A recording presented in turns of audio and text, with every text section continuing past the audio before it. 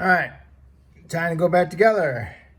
Now hopefully you removed that bolt down here for the little bracket for the coolant pipe for the lower radiator hose. And you got the gasket off of the front cover. What I always use is, I'll use brake clean, I'll spray it, and the brake clean turns the gasket kind of dark so you can see where it's at.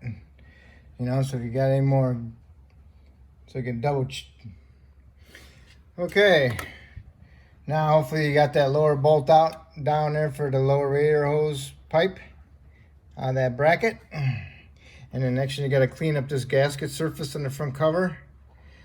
And if you think you got it all off of there, spray some brake clean on it, because the brake clean will make that gasket show dark, and you'll be able to see where your gasket's at. So you can do a double make sure you got all the gasket off of there. I use brake clean, shows up, makes that gasket show up better. All right, so got that all cleaned up.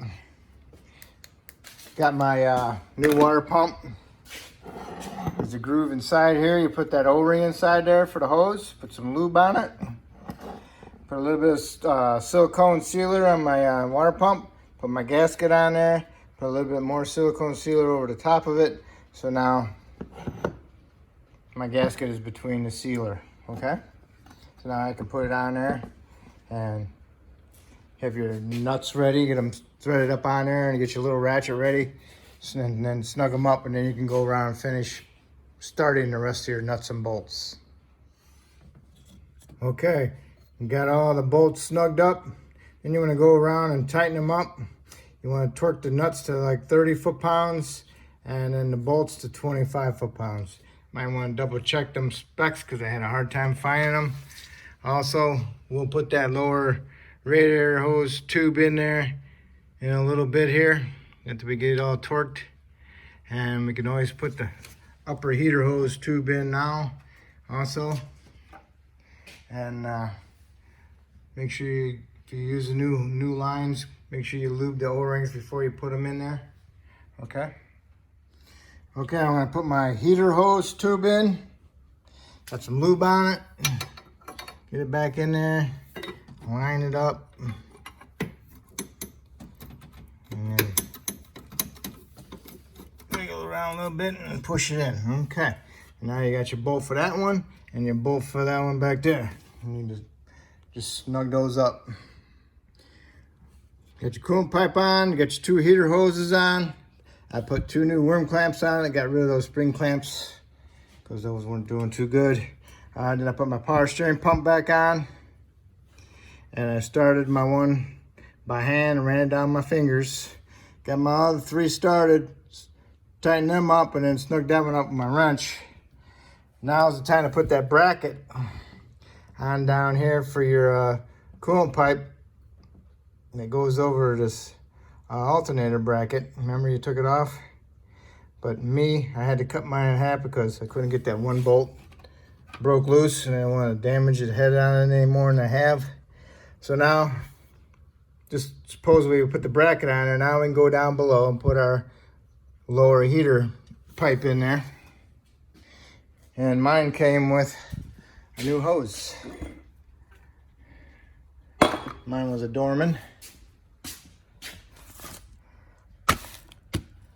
There's that one.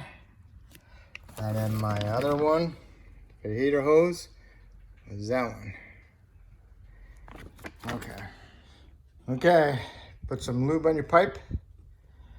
Position your clamp so you can get to it.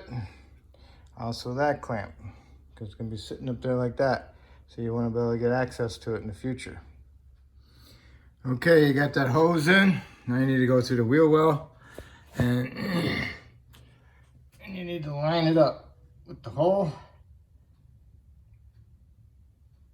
Get the bolt started and then finish pushing the pipe all the way in. And then tighten up your bolt. Then you can go down below and do your radiator. All right, put your water pump pulley in there. Get all four of your bolts started. Torque them to 90 inch-pounds. Those were 10 millimeters. And this is the idler pulley, it's a 15. Tighten that one up. Tighten that one up to 35 foot-pounds. Next we can do is our belt. Get your little drawing out and put your belt on there where your drawing was. Don't forget to plug your cam sensor in. Okay, you got your belt on. Now you can raise it back up, go underneath and put your motor mount nuts back on. And then you can remove your block of wood and lower it back down, and then you can put your AC back together. Okay, put the dryer in there. Got your washer screw, a long, washer bolt, and a long bolt, and then a short little screw for this bracket. And then get this lined up over here for your line. And then, oops, sorry. Just lined up for your line over here. Line it up. And then you can just push it right in there. You hear it click in. Get a little snug. All right, and don't forget your lock. And put it on there.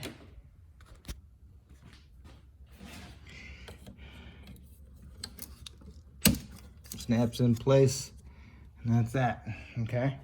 And now you're ready for this one. Okay, got your AC together, plug your AC connector in. If you want to go ahead and put some new O-rings on, that's fine. I didn't. They looked okay.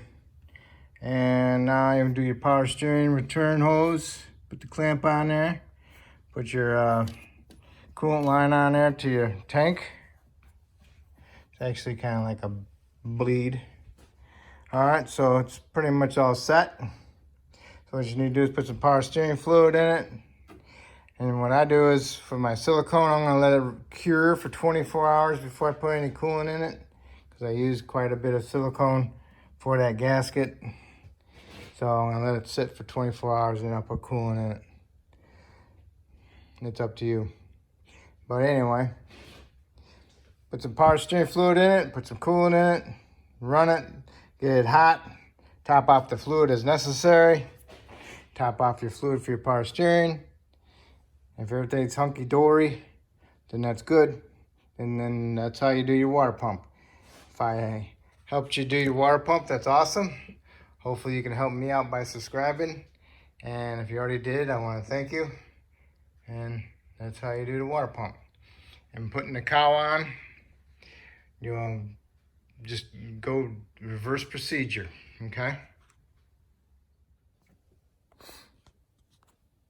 Don't forget, you gotta charge your AC system. So what you gotta do is you gotta put a vacuum on it, and then you gotta charge it. And you gotta come over here and look on here and see how much it takes. So it has rear air, but we're gonna eliminate the rear air. So it says 2 pounds, 12 ounces. Otherwise it would be 3 pounds and 6 ounces. Yeah, so there you go. I have another video on eliminating the rear air. So, all right, well, good luck.